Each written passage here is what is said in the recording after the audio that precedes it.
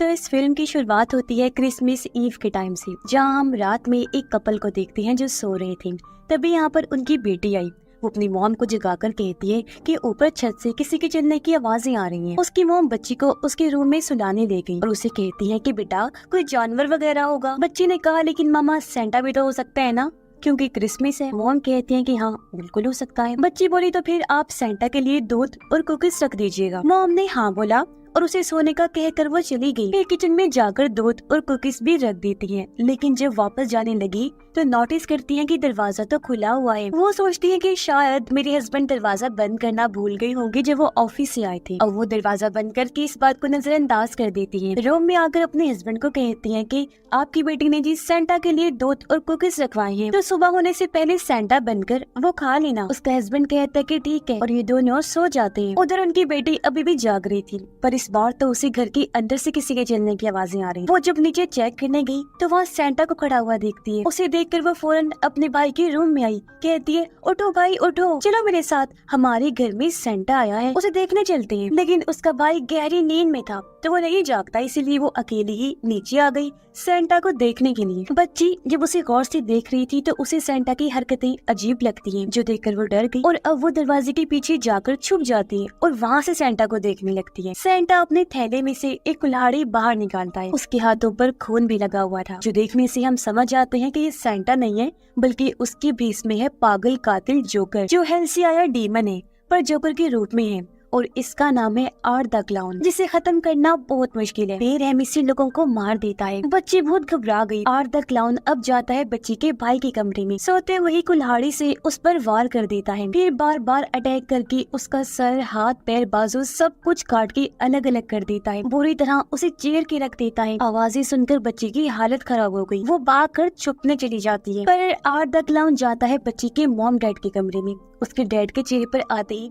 कुल्हाड़ी से वार कर देता है। फिर एक के बाद एक बार बार वार करता रहता है। जो खतरनाक आवाजें सुनकर उसकी वाइफ की नींद खुल गई। उसने अपना हाथ चेक किया तो खून गिरा हुआ था, और अब जैसे साथ लेटे अपने हस्बैंड को देखा तो उसकी लाश का इतना बुरा हाल देखकर वो बहुत ज्यादा डर जाती है, पूरी तरह चिल्लाने लगती है। लेकिन आर्ट द क्लाउन का तो हाथ नहीं रुकने का नाम ले रहा था, वो अभी भी उसे मार रहा था। ये देख उसकी वाइफ चिल्लाते हुए वहाँ से भाग गई। अपने बच्चों के रूम में आ जाती है चेक करने, और अपने बेटे की कटी पटी लाश को देखकर वो रोने लगती है। फिर वो भागने के लिए नीचे आती है, लेकिन अभी दरवाजे तक पहुंची ही थी कि पीछे से क्लाउन आ जाता है, कुल्हाड़ी फेंक के मारता है, फिर बुरी तरह उसकी भी जान ले लेता है। ये सारा खून खराबा करने के बाद बड़े आराम से बैठकर दूध और कुकीज खाने लगता है। खून से भरी प्लेट्स भी साफ करता है। फिर जैसे उसने अलमारी खोली, वहाँ बच्ची छुपी हुई थी। उसे देखकर क्लाउन की हैवानियत फिर से जाग उठी और वो बच्ची को भी मार देता है। इसके बाद कहानी 5 साल पहले शिफ्ट हो जाती है, यानी पास्ट माजी में, जहाँ भी आर्ट ने बिल्कुल ऐसे ही खून खराबा किया था। उस जगह पर एक पुलिस वाला आया, जिसे वहाँ आर्ट की सर कटी हुई लाश मिलती है। इसलिए वो कॉल करके अपनी पुलिस टीम को बुला लेता है, खुद भी इन्वेस्टिगेशन करने आगे बढ़ता है। पर अचानक आर्ट बिना सर के ही दोबारा जिंदा हो गया और पीछे से पुलिस ऑफिसर को पकड़ लेता है। हालांकि ऑफिसर ने गोलियां चलाई, लेकिन उसे कुछ नहीं होता। ऑफिसर को निपटाने के बाद आर्ट एक ट्रेन में घुस गया, जहाँ सिर्फ एक औरत ही बैठी हुई थी। आर्ट अब उसे डराने लगता है। उसने ऑफिसर का कटा हुआ सर अपने सर वाली जगह पर रख के पकड़ा हुआ था, जो बहुत डरावना लग रहा था।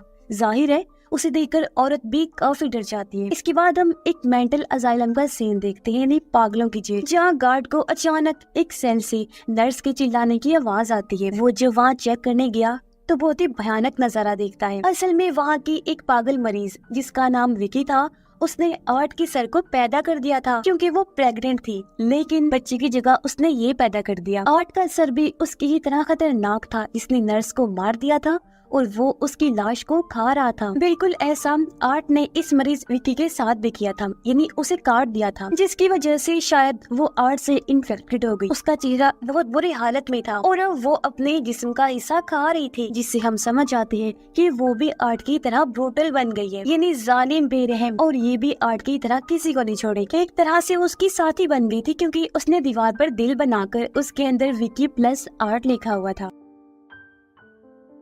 अब गार्ड दिखता है कि आर्ट की सर कटी हुई लाश भी वहाँ आ गई है, पर इससे पहले वो कुछ करता विकी गार्ड पर हमला कर देती है, जिसके बाद दोनों मिलकर अपनी हैवानियत दिखाते हैं। विकी उसके मुंह में हाथ डालकर उसका जबड़ा उखेड़ देती है और आर्ट उसका चेहरा फाड़ देता है। अब आर्ट उस सर जो विकी ने पैदा किया था उसे लगाकर विकी को लेकर वहाँ से चला जाता है और ये दोनों एक ट्रेन में बैठकर निकल जाते हैं। ये दोनों एक खाली पड़े घर में आ गए जहाँ विकी खुद को शीशे में देखकर अपना सर मारकर उसे तोड़ देती है। वो टूटा हुआ टुकड़ा लेकर बाथ-टब में बैठ जाती है और अपने हाथ को काट कर बाथ-टब को अपने खून से भर देती है, जबकि उसके सामने आर्ट भी कुर्सी पर बैठ गया, जिसके बाद वो 5 सालों तक इसी पोजीशन में ही बैठे रहे। और कहानी 5 साल आगे आ गई, यानी प्रेजेंट टाइम में मौजूदा वक्त में। यहाँ हम एक लड़की सियाना को देखते हैं जो पिछले 5 सालों से एक मेंटल हॉस्पिटल में थी। दरअसल 5 साल पहले आर्ट ने उसके सामने भी खून खराबा कर दिया था, जिसमें उसने सियाना के दोस्तों और सबको मार दिया था। लेकिन आखिर में जिसने सर काटकर आर्ट को मारा था वो और कोई नहीं बल्कि सियाना ही थी, क्योंकि उसने आर्ट को एक जादुई तलवार से मारा था जो हेवन जन्नत से आई तलवार थी। पर उस हादसे का सियाना के दिमाग पर काफी गहरा असर हुआ, वो सदमे में जा चुकी थी। पर अब वो ठीक हो गई थी, इसीलिए उसे छुट्टी मिल गई थी। उसके अंकल उसे हॉस्पिटल से लेकर घर आए, जहाँ वो अपनी आंटी और कजिन से मिलती है जिससे वो काफी क्लोज थी और दोनों काफी खुश हो जाती है। उधर उसे खाली पड़े घर में 2 वर्कर्स आए जिनका काम था पुरानी बिल्डिंग्स को तोड़ना, और पहले वो इस घर का अब सर्वे करने आए थे। दोनों वहाँ भी चली जाती हैं जहाँ विकी और आर्ट की लाशें स्टैचू की तरह पड़ी हुई थी। उन पर जाले भी लगे हुए थे, पर हैरत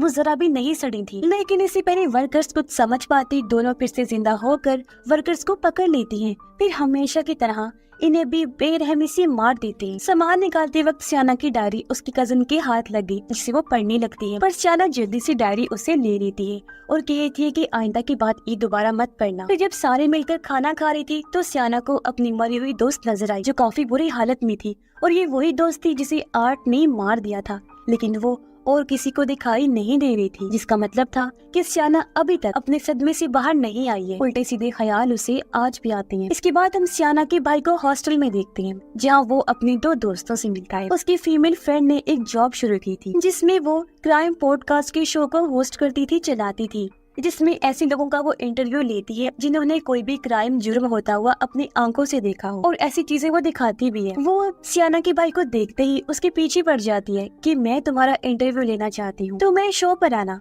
क्योंकि वो जानती थी कि सियाना और उसके भाई का आर्ट द क्लाउन से सामना हो चुका है। आर्ट की एक तरह से वो फैन थी, उसके बारे में जानना चाहती थी। इस पर सियाना का भाई घबरा गया, लेकिन वो कहता है कि ठीक है, मैं सोचकर बता दूंगा। तभी उसके पास सियाना की कॉल आई। वो अपने भाई से कहती है कि तुम्हारी बहुत याद आ रही है, तो मैं तुमसे मिलना चाहती हूँ, तुम मिलने घर आ जाओ। उधर आर्ट और विकी अभी भी उस खाली पड़े घर में थे। यहाँ आर्ट एक नया तरीका ढूंढ रहा था कि अगली बार किसी को भी टॉर्चर करना हो तो कैसे करूँ, यानी कितने बेरहमी से जालिम तरीके से मारूं। अब सबको पता है और ये बात आर्ट भी जानते हैं कि जब भी सर्दी लगती है तो उस पर चोट ज्यादा ही दर्द देती है, तो उसका ये नया टॉर्चर का तरीका इसी बारे में था, जिसका एक्सपेरिमेंट तजुर्बा वो एक चूहे पर करता है। पहले उसे जमाता है, फिर पटक कर किसी खिलौने की तरह तोड़ देता है, जो चीज अब वो किसी इंसान पर ट्राई करने वाला था।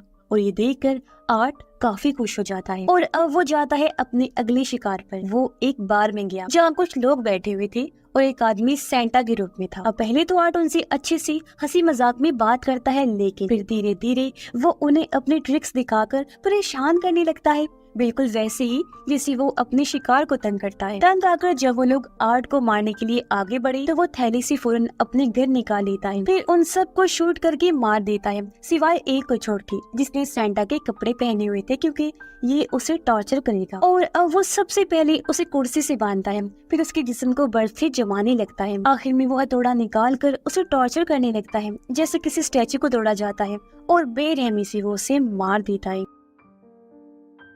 सियाना को अपने भाई का एक पुराना खत मिलता है जिसमें उसने लिखा था कि कभी कभी डेमंस हमारी दुनिया में घुस आते हैं जो हेल जहन्नुम से आए होते हैं, लेकिन वो ऐसे ही काम नहीं कर लेते, बल्कि किसी मरे हुए इंसान की मदद से वो ऐसा कर पाते हैं, यानी एक ऐसा इंसान जिसकी हाल ही में मौत हुई हो और वो बहुत बुरा इंसान भी हो। अब अगर डेमंस हैं तो उनकी टक्कर का भी कोई होगा, जो होते हैं एंजल्स यानी फरिश्ते, जो डेमंस का खात्मा कर सकते हैं। और उन्हीं में से एक एंजल तुम हो सियाना, जब तो तुमने आर्ट का खात्मा कर दिया था, और अगर फिर से कोई डेमन आ गया तो तुम ही उन्हें मार सकती हो। इसके बाद हम सियाना और उसकी कजन को एक मॉल में देखते हैं, जहाँ सियाना को लोगों के चीखने चिल्लाने की आवाजें आती हैं, जिससे उसे खतरा होने लगता है कि कहीं आर्ट वापस तो नहीं आ गया, क्योंकि ऐसा उसे महसूस हो रहा था। और तभी सेंटा के कपड़ों में वहाँ आर्ट आता है, जिसके कपड़ों पर खून भी लगा हुआ था। अब उसने चेहरे पर भी सेंटा का मास्क लगाया हुआ था, लेकिन सियाना ने महसूस कर लिया था कि ये आर्ट ही है और वो उसकी तरफ ही इशारा कर रहा था, जो देखकर सियाना काफी घबरा जाती है। पर अचानक पीछे से उसकी कजन आ गई। उससे बात करके सियाना ने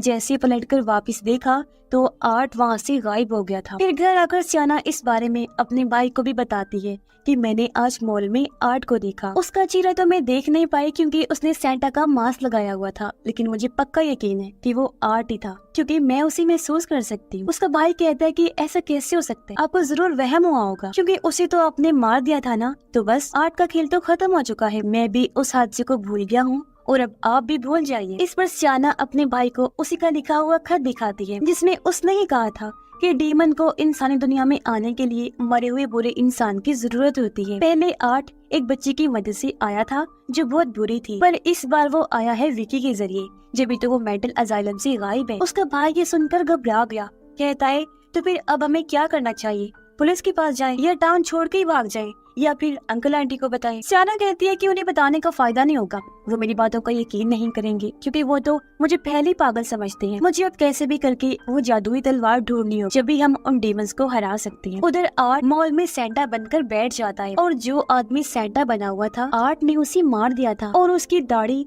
खाल समेत ही निकाल कर उसने अपने चेहरे पे लगाई हुई थी। वो एक बच्चे को गिफ्ट देता है, उसे देखकर बाकी बच्चे भी उसके पास चले गए और आर्ट सबको गिफ्ट बांटने लगता है, जिससे उसका पूरा थैला ही खाली हो गया। लेकिन बच्चों की मॉम्स देखती हैं कि ये कैसा सेंटा है, अजीब सा, डरावना सा, और बाकी लोग भी उसे नोटिस कर लेते हैं कि ये वो सेंटा तो नहीं है जो पहले वहाँ बैठा हुआ था। इसलिए गार्ड वहाँ आकर आर्ट को भगा देते हैं। पर तभी वहाँ बहुत ही भयानक चीज हो जाती है। असल में वो गिफ्ट्स जो आर्ट्स ने बच्चों को दिए थे उनमें थे बॉम्ब्स, और अब जैसे बच्चे गिफ्ट्स खोलते हैं वहाँ जोरदार धमाके हो जाते हैं, जिससे मॉल की सभी लोगों की मौत हो जाती है और पूरा मॉल भी जल जाता है। सियाना ने वो तलवार ढूंढ ली थी जिसे वो एक गिफ्ट के बॉक्स में रख के छुपा देती है, और उसे ऐसा करते हुए उसकी कजन ने भी देख लिया था। फिर बातों ही बातों में उसकी कजन के मुंह से ये निकल जाता है कि आपको सीरीज पसंद है ना। ये बात सुनकर सियाना को काफी हैरत हुई। वो बहाने से अपनी कजन को ऊपर लेकर गई, कहती है कि मैंने तुम्हें कभी नहीं बताया कि मुझे सीरीज पसंद है, तुम्हें कैसे पता, फिर तुमने मेरी डायरी पढ़ी है ना। इस पर उसकी कजन कहती है कि हाँ, और सॉरी मैंने आपकी मना करने के बाद भी उसे पढ़ लिया। दरअसल मैं जानना चाहती थी कि आपके साथ क्या हुआ, आपने जो लिखा हुआ है आर्ट द क्लाउन, उससे जुड़ी बातें,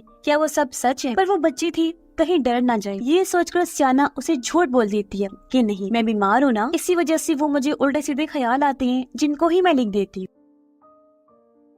उसकी कजन पूछती है अच्छा तो क्या आपने उस जादुई तलवार से आर्ट की गर्दन नहीं उड़ाई थी। सियाना कहती है कि नहीं। कजन काफी मायूस हो गई, बोलती है अरे यार शिट, सब बेकार चला गया, मुझे तो वो बड़ा मजे का लग रहा था। सियाना कहती है अच्छा मेरी बात सुन, तुमने मेरी डायरी से जो पढ़ा है, तुम जो भी जानती हो वो किसी को मत बताना, ओके। उसे वादा भी करती है जिस पर उसकी कजन मान जाती है। उधर हॉस्टल में सियाना की भाई की दोस्त अपने दूसरी दोस्त को कहती है कि मैं कैसे भी करके उसका इंटरव्यू लेना चाहती हूँ, क्योंकि मैं आर्ट की कहानी के बारे में जानना चाहती हूँ, उसके खौफ को महसूस करना चाहती हूँ कि कैसा लगता है जब उस जैसा बुरा डीमन आपके इतने करीब होता है, वो कैसे मुस्कुराता है। अब आर्ट जो पहले हॉस्टल में घुस गया था छुपकर उन दोनों की बातें सुन लेता है और सोचता है अच्छा तो ये इतने करीब से मुझे महसूस करना चाहती है, तो चलो ये जो मांग रही है इसे दे देता हूँ। सियाना टीवी पर न्यूज देख रही थी जहाँ उस मॉल में होने वाले धमाकों के बारे में बताया जा रहा था। गवर्नमेंट को लगता है कि ये किसी दुश्मन का हमला है, लेकिन सियाना समझ जाती है कि नहीं, ये आर्ट का काम है, इसलिए वो घबरा जाती है। उसे अपने भाई की फिक्र होने लगी, इसलिए वो फोन करके उसे इस बारे में बता देती है और घर आने का कहती है। उसका भाई पूछता है आप तलवार ले आए हो, जिस पर सियाना हाँ में जवाब देती है और वो भी घर आने के लिए मान जाता है। अब उनके अंकल हॉस्टल जाते हैं सियाना के भाई को लेने के लिए। बाथरूम में वो होस्ट लड़की यानी सियाना के भाई की दोस्त और उसका दूसरा दोस्त साथ में थे, पर तब यहाँ पर आ जाता है आर्ट। वो चैनसो से उन पर वार कर देता है, उसके दोस्त पर पहले वार करता है, जिसके बाद लड़की के सर पर हमला कर देता है और उसे तब तक मारता रहता है जब तक उसका चेहरा कुचला नहीं जाता, पर वो अभी भी जिंदा थी। उसके आखिरी टाइम में आर्ट उसे स्माइल करके दिखाता है कि मैं ऐसे मुस्कुराता हूँ और कहता है देखो मैंने तुम्हारी ख्वाहिश पूरी कर दी, ऐसा होता है जब मैं पास होता हूँ, लो कर लो मुझे महसूस। जो कहकर वो उसे जान से मार डालता है और अपना चश्मा उसकी लाश को लगा देता है। अब उस लड़की का दोस्त जख्मी हालत में जमीन पर पड़ा हुआ था, उसे देखकर एक बार फिर आर्ट फुल ब्रूटली मोड में आ जाता है। वो चैनसो की मदद से उसे बीच में से ही काट कर 2 टुकड़े कर देता है और इतनी दर्दनाक मौत उसे देता है। सियाना की नींद एक डरावना सपना देखकर खुल जाती है। वो देखती है कि रात की 2 बज रही हैं और उसके अंकल आंटी अभी तक जाग रहे हैं क्योंकि उसे उनकी बातें करने की आवाज आ रही थी। सियाना जब नीचे चेक करने जाती है तो वो ये देखकर डर जाती है कि वो उसकी अंकल आंटी नहीं बल्कि विकी थी जो उनकी आवाजें निकाल रही थी, जबकि आर्ट ने उसके अंकल को मार दिया था। उसने उनका सर काट दिया था और बाकी जिस्म को वो दीवार पर कीलों की मदद से लटका रहा था। अब एक छोटे थोड़े से आर्ट सियाना पर हमला करने आगे बढ़ा। हालांकि वो भी उसका मुकाबला करती है, लेकिन बिना तलवार के वो उससे लड़ नहीं सकती थी, इसलिए वो तलवार लेने की कोशिश करती है। पर तभी पीछे से आर्ट आकर हथौड़े से अटैक करके उसे बेहोश कर देता है। सियाना को जब होश आई तो वो खुद को कुर्सी से बंधा हुआ पाती है और सामने उसकी आंटी को भी बांधा हुआ था। बीच में टेबल पर किसी चीज को लपेट के रखा हुआ था। तभी विकी आंटी के पास जाकर उनके मुंह से टेप हटाती है। वो रोते हुए पूछती है कि मेरी बेटी कहाँ है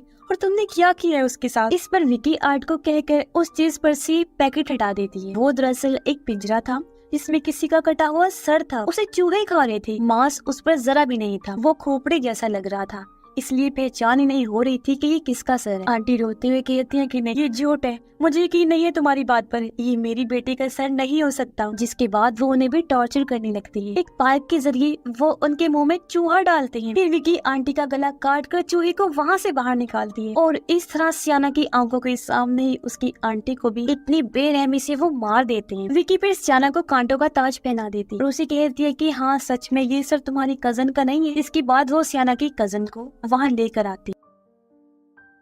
फिर आर्ट उस सर को चश्मा लगा देता है जो इस बात की तरफ इशारा था कि ये सर सियाना के भाई का है। जो सुनकर सियाना जैसी पागल ही हो जाती है। वो जोर जोर से चिल्लाने लगी। उसे चुप करवा के विकी कहती है सुना मेरी बात, यहाँ कोई गॉड नहीं है। उसका गला घोटने लगती है। ऐसा करके विकी सियाना का गॉड पर यकीन और उसकी हिम्मत को तोड़ना चाहती थी ताकि वो उसे अपने कंट्रोल में कर सके, लेकिन सियाना इतनी मजबूत रही कि उसका ना तो गॉड पर यकीन टूटा और ना ही हिम्मत टूटी। इसलिए विकी पूरी कोशिश करने के बावजूद भी उसे अपने कंट्रोल में नहीं कर पाती और अब वो सियाना के सामने उसकी कजन को भी मारना चाहते थे। इसलिए आर्ट उसकी गर्दन पर एक चाकू रख देता है। पर तभी सियाना की कजन को एक आइडिया आया। वो कहती है अच्छा आप दोनों एंजल्स हो ना, तो प्लीज मेरी ख्वाहिश पूरी कर दो, इसके बाद बेशक मुझे मार देना। मरने से पहले मैं अपना एक गिफ्ट खोलना चाहती हूँ। जिस पर दोनों उसकी बात मान लेती हैं। ये वही बॉक्स था जिसमें सियाना ने वो तलवार रखी हुई, क्योंकि उसकी कजन जानती थी कि इन डीमंस को कैसे मारा जा सकता है, यानी उसी तलवार की मदद से। साथ ही वो कहती है कि वो बॉक्स कोई और नहीं बल्कि सियाना खोलेगी, इसलिए सियाना को वो गिफ्ट बॉक्स दे दिया जाता है। लेकिन इससे पहले वो उसे खोलती, आर्ट उसके हाथों पर वार करके उसकी उंगलियां तोड़ देता है। लेकिन जैसे तैसे तकलीफ सहते हुए वो आखिर बॉक्स को खोलने में कामयाब हो ही जाती है और हैरत उसके हाथ भी अपने आप ही ठीक हो जाते हैं, क्योंकि उसके हाथ वो जादुई तलवार जो लग गई थी और अब उसकी बारी आ गई थी। वो सीधा तलवार निकाल कर आर्ट का गला ही चीर देती है। फिर तलवार को विकी की तरफ फेंक कर उसके सीने के आर पार कर देती है। वहाँ से तलवार निकाल कर उसके मुंह के भी आर पार कर देती है और आखिर में उसका सर ही उड़ा देती है और इस तरह उस विकी का तो खेल खत्म कर दिया था। लेकिन तभी आर्ट चैनसो लेकर आ जाता है उस पर हमला करने के लिए, पर अब उसके पास वो जादुई तलवार थी, इसलिए वो आर्ट को पूरी टक्कर देती है और उसकी हर वार को रोकती रहती है और इस तरह यहाँ इनकी खतरनाक लड़ाई होने लगती है। पर आखिर में सियाना उस पर भारे पड़ने लगी। वो उसके पेट में तलवार घुसाकर उसे दीवार के साथ लगा देती है। पर तभी विकी का खून तेजाब बन जाता है, जिससे वहाँ की जमीन गलकर फटने लगी और जहाँ सियाना की कजन खड़ी थी उसके नीचे से हेल का रास्ता खुल जाता है। जहाँ उसकी कजन गिरने लगी पर वो दीवार को पकड़ के लटक जाती है। उसे मुसीबत में देखकर सियाना आर्ट को छोड़कर अपनी कजन को बचाने चली गई। वो तलवार पकड़ के उसे ऊपर आने का कहती है, लेकिन उसकी कजन का हाथ फिसल गया, जिस वजह से सियाना कभी फिसल जाता है और उसकी कजन तलवार समेत ही हेल में गिर जाती है। ये देखकर सियाना को बहुत दुख हुआ, लेकिन वो खुद से वादा करती है कि मैं हेल में जाऊंगी, अपनी कजन और तलवार को जरूर वापस लेकर आऊंगी। पर तभी वो देखती है कि आर्ट वहाँ पर नहीं है। खिड़की भी खुली हुई थी, जिसका मतलब था कि वो वहाँ से भाग गया है, जो बहुत बुरी खबर थी। इसके बाद हम बस में एक लड़की को थे जो डीमंस वाली किताब पढ़ रही थी और तभी आर्ट भी उस बस में आकर बैठ गया और इस लड़की को डराने लगता है। ये खून खराबे का सिलसिला एक बार फिर शुरू होने वाला था और आर्ट को रोकने के लिए सियाना को हेल में जाना होगा, जहाँ से वो जादुई तलवार लेकर आएगी और आर्ट का खात्मा करने के लिए एक बार फिर से उसके पीछे लग जाए। और इसी भयानक एंडिंग के साथ ही ये फिल्म भी इधर ही खत्म हो जाती है।